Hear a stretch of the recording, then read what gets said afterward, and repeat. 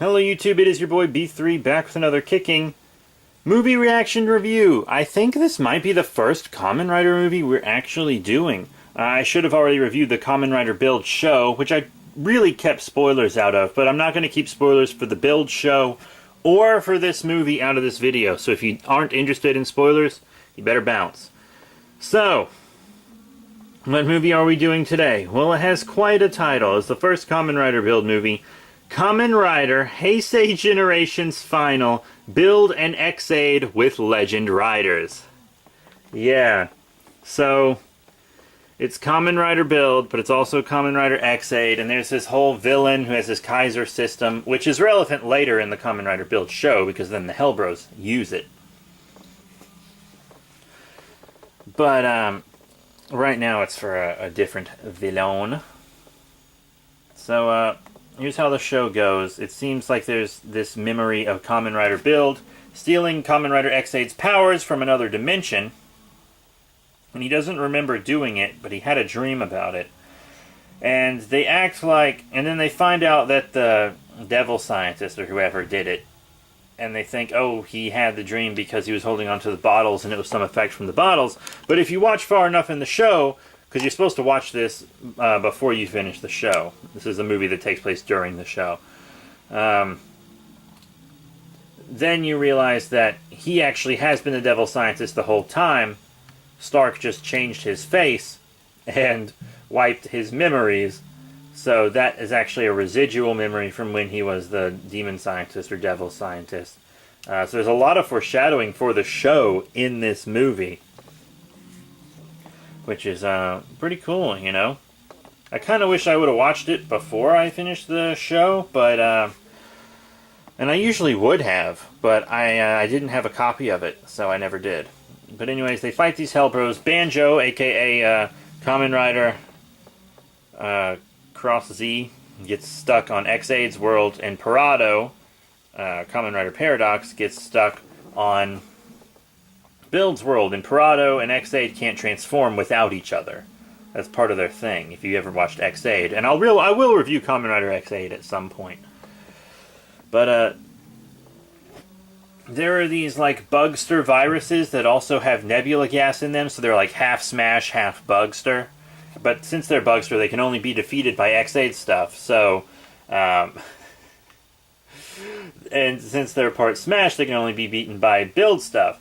So, the riders from X-Aid have to use Kamen Rider Build Gashats in order to fight them. And Build has to use the X-Aid bottles in order to fight them. We don't get any cool fusion suits of the two in this. We have for several other riders, but we didn't for this. We didn't really get any new forms. They kind of unveiled the sparkling form in this movie, I believe. But they also kind of have a big unveiling for it in the show, so it's fine. We get to see Genom again, which is pretty cool, because he's one of my favorite Kamen Rider characters.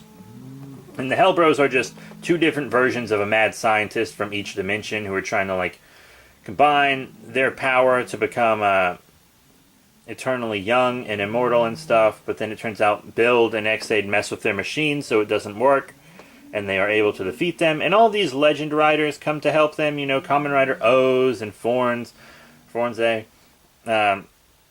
Really, all the Neo Heisei riders show up, with a few exceptions, like Double's not there, Wizard's not there, Drive isn't there. Drive is my favorite rider, so I was really disappointed that he wasn't there. But most of the Neo Heisei riders, which would just be post-decade pre-Reiwa, are there. And of course Zio's not there because he didn't exist yet. But it's actually a pretty decent movie. You know, lots of these just Kamen Rider crossover films are pretty bad. You just watch them for some kick-ass action and some cool practical effects, and that's it. Just to see the old Kamen Riders that you miss back on the screen, like Fornze. I really missed Fornze. You know, I did not miss Ghost, but I missed Fornze. And I missed X-Aid a little bit.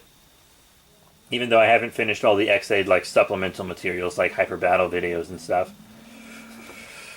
But they do end up defeating the villain with Sparkling and Muteki, and then all the others take their final forms, or what's debatably O's final form. They seem to go back and forth on whether it's the red or the purple one, but So they all fight, they all become friends. They're like, hey, Build, call us if you need us, but then they don't show up in the show, and Evil here is about to suck the planet into a black hole, but whatever.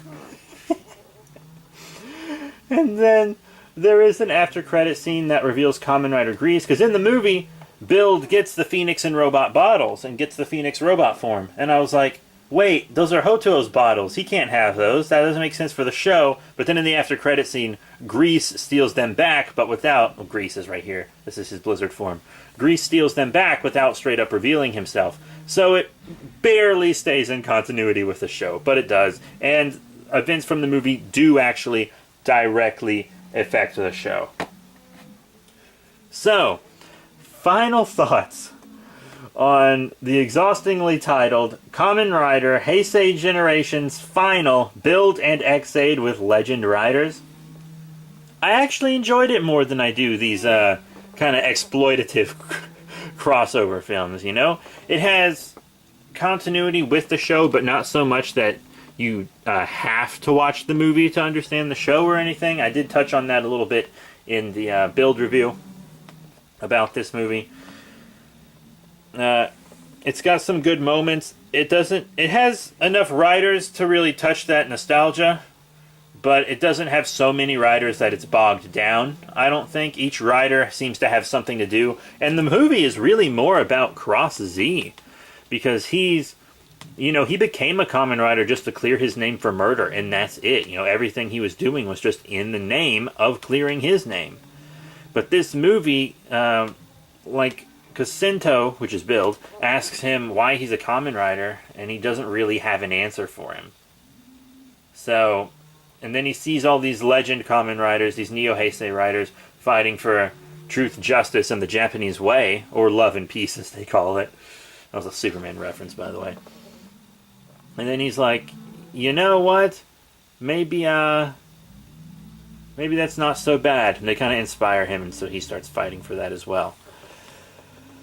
So, that's it. Thank you all very much for your support. Remember to rate, comment, and subscribe. Check out all the cool links in the description below: Facebook, Twitter, etc. If you want me to review Kamen Rider Build, the movie, Be the One, which is the one that you're supposed to watch closer to the end of the show or after the show. Probably after the show. It might even be an alternate dimension. I don't know. I haven't watched it yet.